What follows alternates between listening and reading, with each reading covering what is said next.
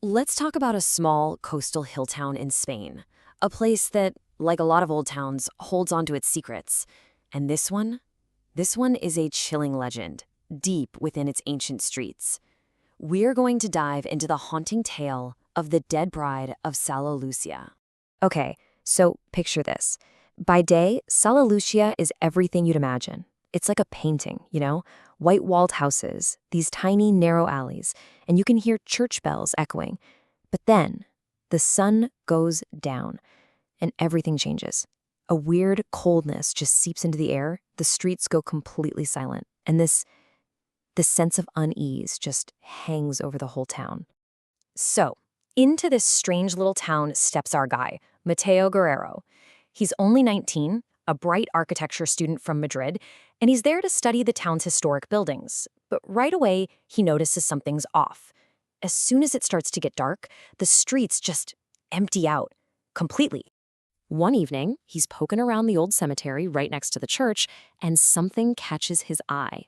It's this old, broken-down wedding arch. It's got these withered, dried-up flowers all over it, and it's standing right over a single grave. Just feels so out of place. He thinks it's kind of weird, but, he brushes it off. But that one little discovery, that was the trigger. Because that exact night, the really strange things start happening. Mateo's little research trip is about to get hijacked by a ghost story that's been terrifying this town for more than 100 years. It starts small, you know how these things do. Late at night, he hears these faint footsteps outside his room.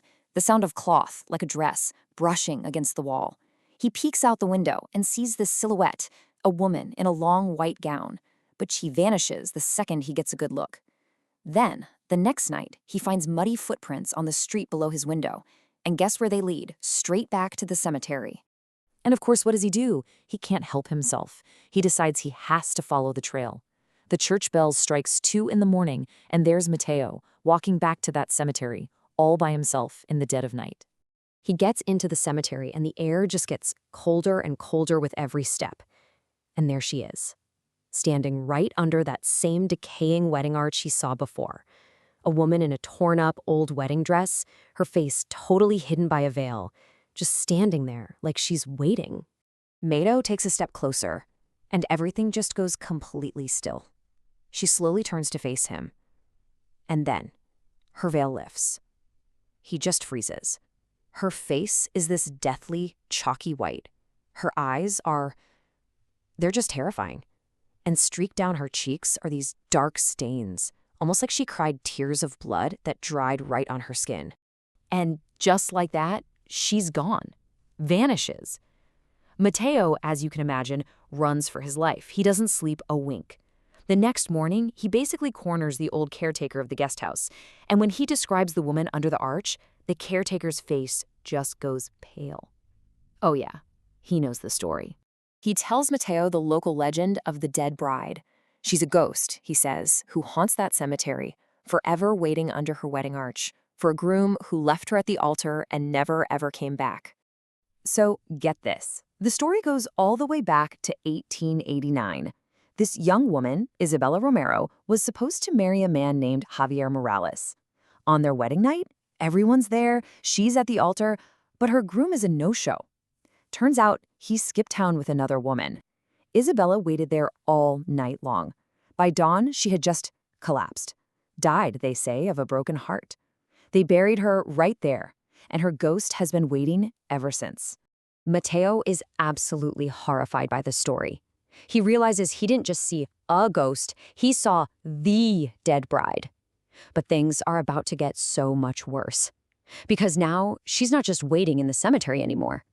She's noticed Mateo, and she's following him. That very night, it all gets way more intense. First, this weird smell starts to fill his room, like damp soil and rotting flowers. He looks at his door and sees a shadow fall across the floor from the crack at the bottom. Someone is standing right outside. And then, very slowly, very silently, the doorknob begins to turn. The handle stops. The door just swings open all by itself. Mateo screams, but there's nobody there. The hallway's empty.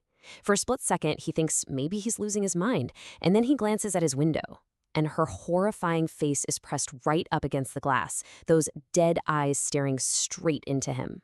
The next morning, he's had it. He bolts to the church and tells the priest absolutely everything. The priest listens, and he's clearly disturbed. He says the dead bride has never been this aggressive, never followed anyone home.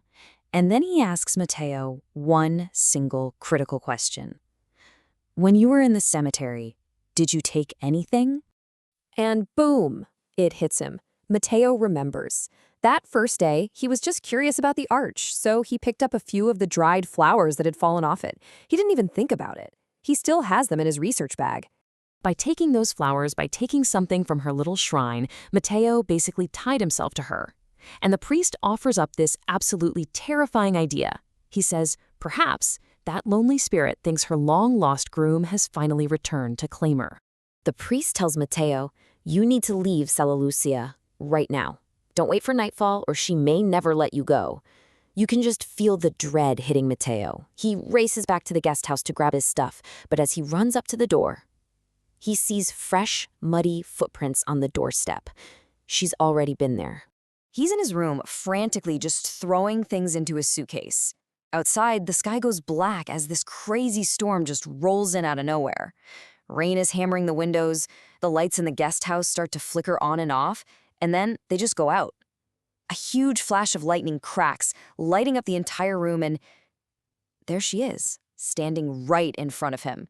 Matteo's screams just tear through the guest house.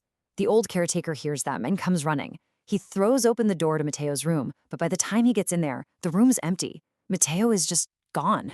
A few hours later, they find his body. Right back where it all started. He's lying directly under the wedding arch in the cemetery, and he's covered head to toe in this wet, dark mud, like he was literally dragged down into the grave. So now, the people of Sella Lucia have a brand new, horrifying chapter to add to their town's legend. The story now is that the lonely spirit of Isabella Romero finally got tired of waiting. She mistook Matteo for her groom, and she's taken him to be with her. Forever. The story now serves as a grim, serious warning to anyone who visits that old cemetery. Look all you want, but whatever you do, do not take anything from her arch. Because it makes you wonder, doesn't it? After waiting for over a century, is she really going to be satisfied with just one groom? Or is she just waiting for the next one?